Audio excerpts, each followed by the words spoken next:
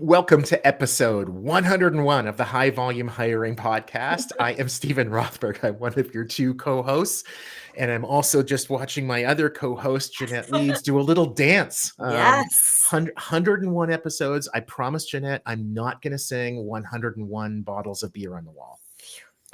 Awesome. Thank goodness for that. Well, hi, everyone. Jeanette Leeds. So excited to be here for 101. We are now officially not just triple digits. We're now on our way. And today we're going to be talking about balancing the needs of scale with outcomes when literally, as we know, everything is changing. And so we have here today, and I'm super excited about our guests. We have Dustin Lazinski. He is the director of talent acquisition of early careers for Burlington Stores. So we have true expert. He's been in the space for, more than a minute. So happy to have you here, Dustin. Welcome. Awesome. Thanks, Stephen. Thanks, Jeanette. Pleasure to be here.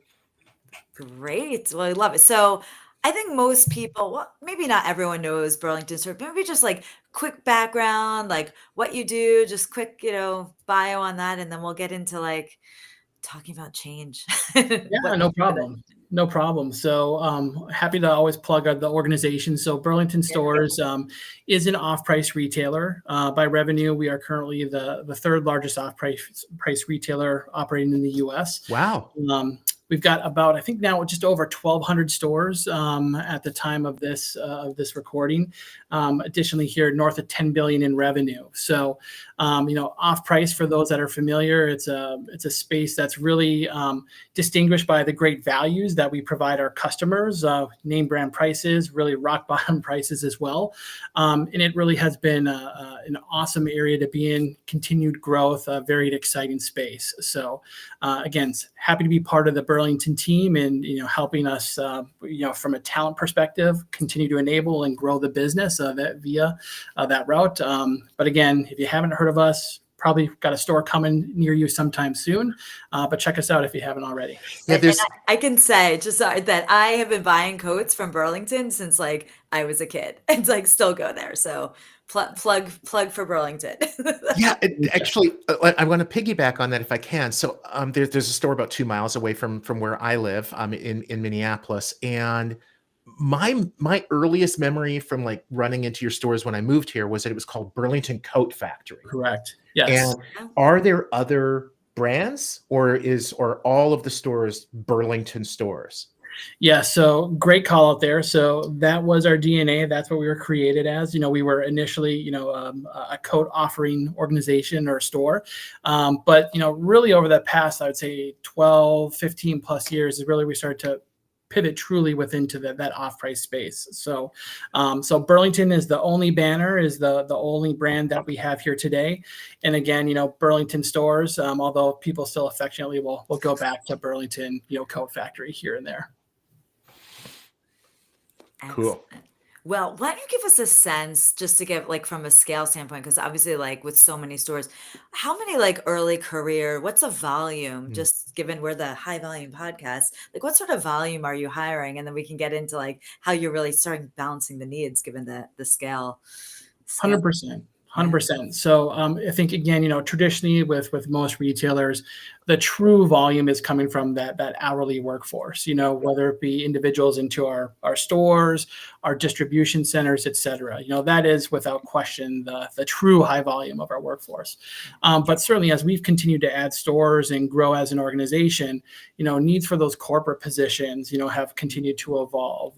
You think about core areas like merchandising or planning and allocation, IT, supply chain, those needs from a talent perspective have continued to grow as well.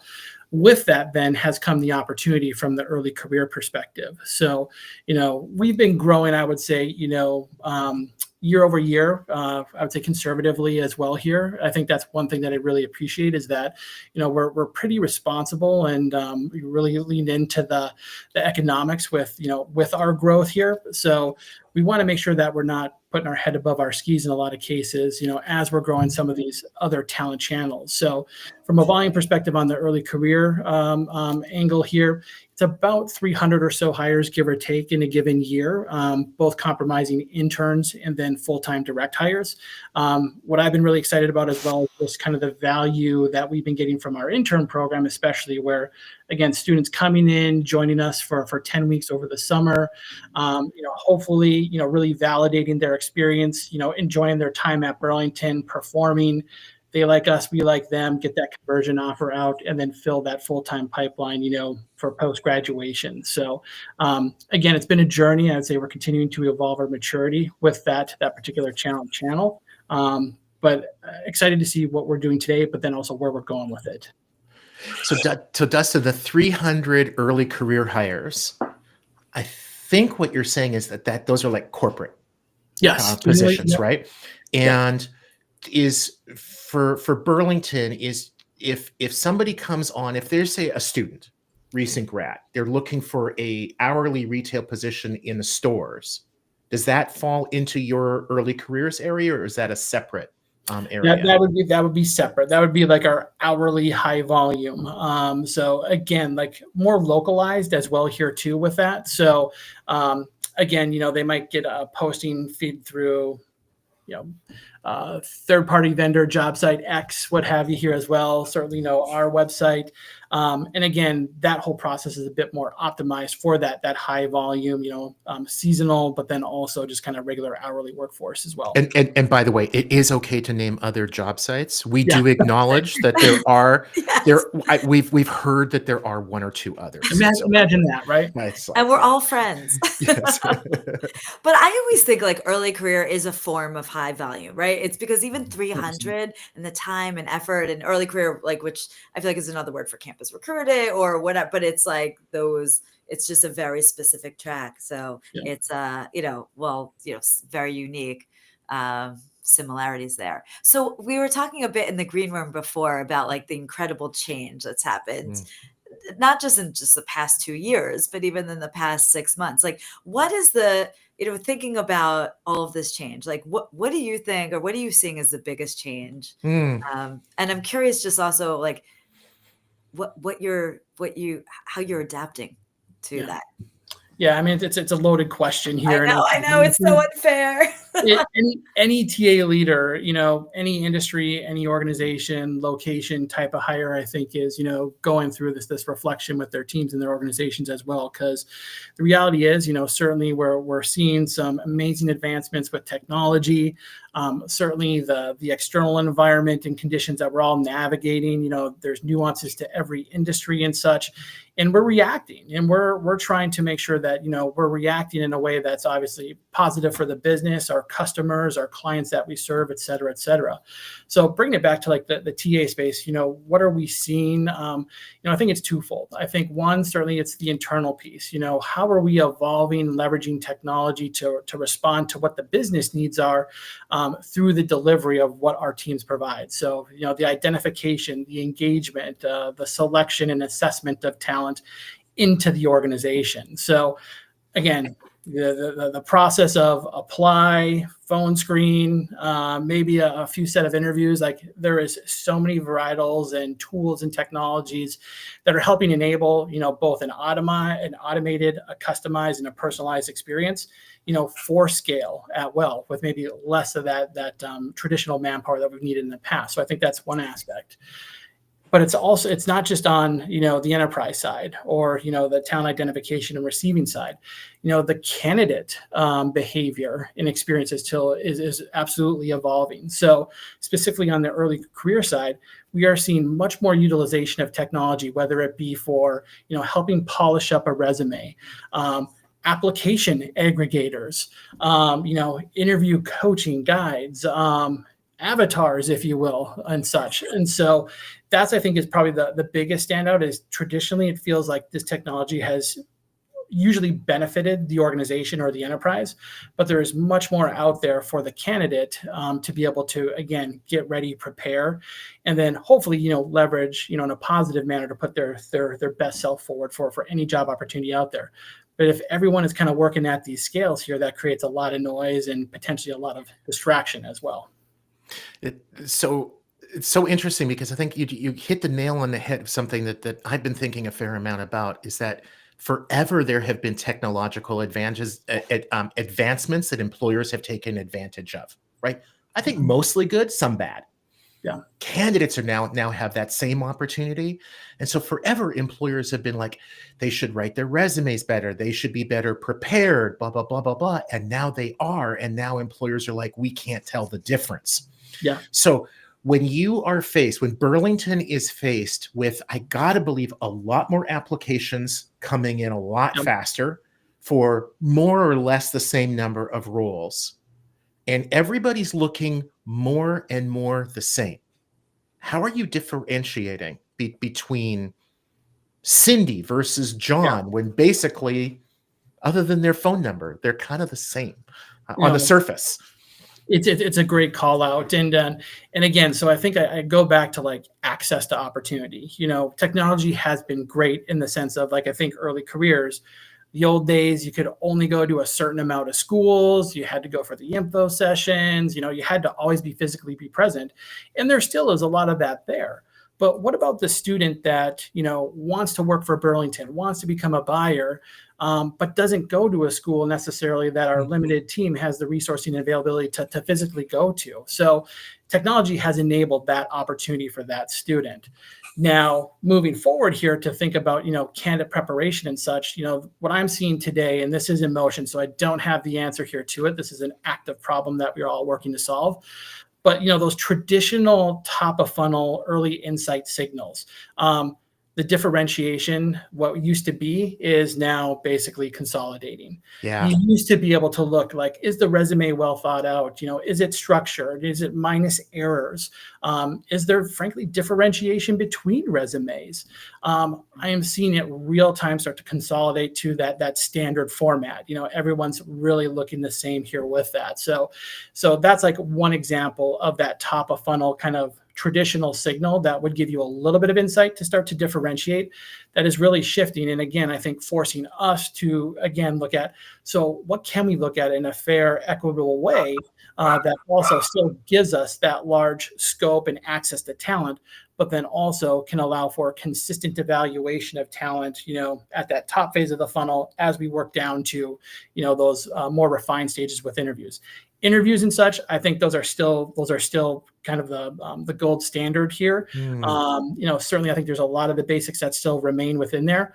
However, certain technologies like the agent note takers and things of that nature, obviously a huge lift as far as like consistency with notes being captured in those interviews, frankly, interview quality, interview equity, et cetera, et cetera. So those are, I think, really good things that benefit both the enterprise and then also the candidate perspective as well. But that top of funnel one, I think that's the opportunity and that's the focus right now. Yeah, and I think that makes, and my dog is now barking, and he agrees so with everything you're saying. Scale on He top really of is the scale on top of fun. Does Burlington have winter coats for dogs? I think his growing section on pets. I bought them. But it's such a point around the interview, right? Because it becomes like, what's real and human, if you will, right? That keeps, but yet having that transcript where you can then put it into and really evaluate, and the equity of that is transformational and giving that even platform. And frankly, too, the technology is requiring that, there's consistent interview experiences. So again, with that here, there's a lot of pros and opportunities within that here. But I think generally speaking, particularly at that interview stage, a lot of positive here with it. That's amazing. I was just going to ask a follow-up, and I'm looking at the time, probably like last question. Have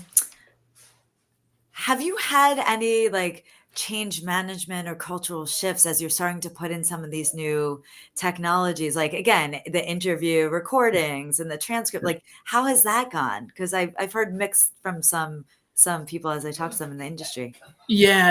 And so I think, every organization's different. And like, what I've heard speaking with other leaders, constantly, pressure testing, pulsing, what's your org doing? Kind of, what's the reception here? Kind of what's some of that legacy behavior? What's the appetite for some new technology and piloting? it's different across the board. And I think, it's one, just trying to really understand where your organization's at, and then being able to present maybe, what are the stepping stones? Some orgs will just go all in, cannonball into the new tech. Others want to see it prove out a little bit here. So in relation to that, I wouldn't be doing my job as a TA leader if I wasn't presenting these opportunities. Even if it is just to have a conversation, even if it is just to seed or put on the radar, maybe not now, but 6 months, 12 months, 18 months later, that's what I need to be doing. And so again, depending on industry, I would say also depending on functions, there's certainly some different appetites within there. As far as like trying to really advance the technology in and kind of push that envelope, you always got to find those champions. And so like here at Burlington, always looking with, business stakeholders to, give us feedback about the process. What do they see about opportunities? Well, could those opportunities be solved with some of these potential process optimizations, technologies, et cetera, get that dialogue going and such. I think, again, reality here, I go back to, 10, 15 years ago, first starting out, video interviewing. Imagine that, back in the day, all the uproar about using video to interview. Now we've done a complete 180 where, there was apprehension about video, but now we want everything recorded too. Yeah, so it's I think it's the evolution of timing and tech, the familiarity, the change curve, et cetera, and just having some awareness to that and being able to navigate along with that. So I don't know if that answered your question. That was awesome. That's awesome. Dustin, I know before we jumped on, you said you have a candidate to interview. So go interview them, extend them a job offer, give Jeanette 10% of their wages and me 20, and we're all good. Seriously, thank you so much. This is super enlightening. People who are looking for a great early career position or looking to model their program, look at Burlington. Awesome. Thanks, everyone. Thanks so much. Cheers, Dustin.